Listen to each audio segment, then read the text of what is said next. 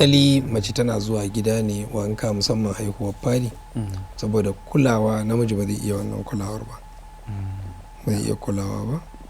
Akwai abubuwan da ake bukata domin har jikinta ya dawo, saboda halitta ce ta zauna a jikinta har wata 9 bayan kuma halittar nan ta fita, to ita kuma a jikinta waɗansu abubuwa sun canza.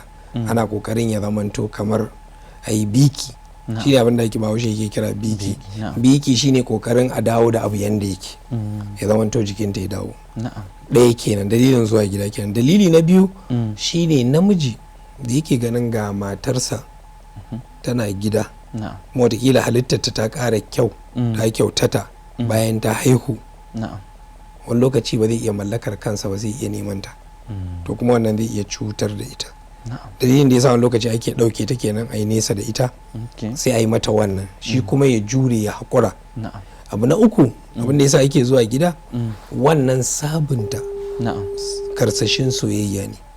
Abin da ake nufi da karsashin soyayya, saboda kaga wannan kwanakin da zai zamanto baya ganinta, sai fara ɗokinta, sai fara mararinta. Shi yasa so wato wanda ba mu irin al'adar mu kuma turawa wanda ba musulmi ba, akwai wani abu da suke kira separation.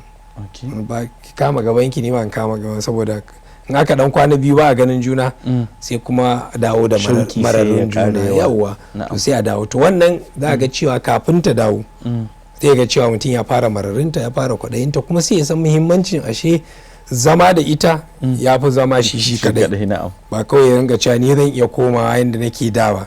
Waɗannan magana duk haihuwar fari, na magana haihuwar fari ne a ciki.